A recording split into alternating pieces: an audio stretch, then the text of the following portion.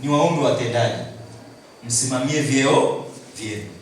Nyumba isisimame bila kibali. Usiniletee stories za nilimwambia engineer ambaye atahitaji hata rangi ya kuandika, simamisha, anipigie mimi nimpe hela anunue nini rangi, aandike tu simamisha ujenzi.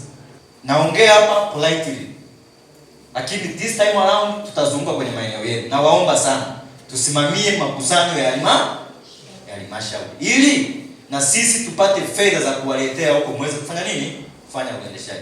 Nikiwaambia watendaji wakati mnahudhuria vikao vya kamati ya fedha, baraza, mpaka mlipohudhuria kikao kile tulikuwa tumefanya asilimia ngapi la mapato proper?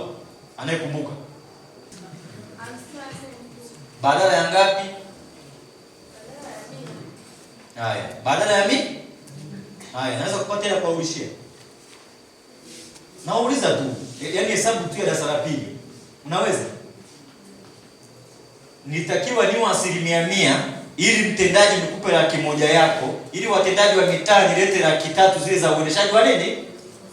Wa ofisi. Inatoka wapi? Kwa hiyo tupambane ndugu zangu, sawa Tupambane, tusiwe waoga, tushirikishane. Alafu niwaambie, si mnaweza nini kuripoti hata kwangu direct, wala sio kosa. Kwa hiyo niwaombe sana tujikite kwenye hilo jukumu la kukusanya mapato. La pili ni kwenye usikizaji wa kero za wananchi. Usikizaji wa kero za wananchi. Tumekuwa tukimuona Mheshimiwa Waziri Mkuu, lakini nishukuru sisi wenyewe hapa tumekuwa tukifanya. Sasa mnajua niwaombe sana watendaji. Nyinyi ndio viongozi kule kwenye maeneo yenu. Hivi kuna kero ambayo itoki kwenye mtaa? Ipo? Haipo, si ndio? Niwaombe sana tusikilize na kutatua kero za wananchi.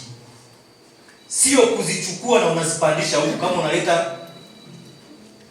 Unakuta mtu ameandika na kwa kuandika sasa jeni wazuri ya usu kuwasilisha changamoto ya wananchi wa Chemchem na kanisa la KKT.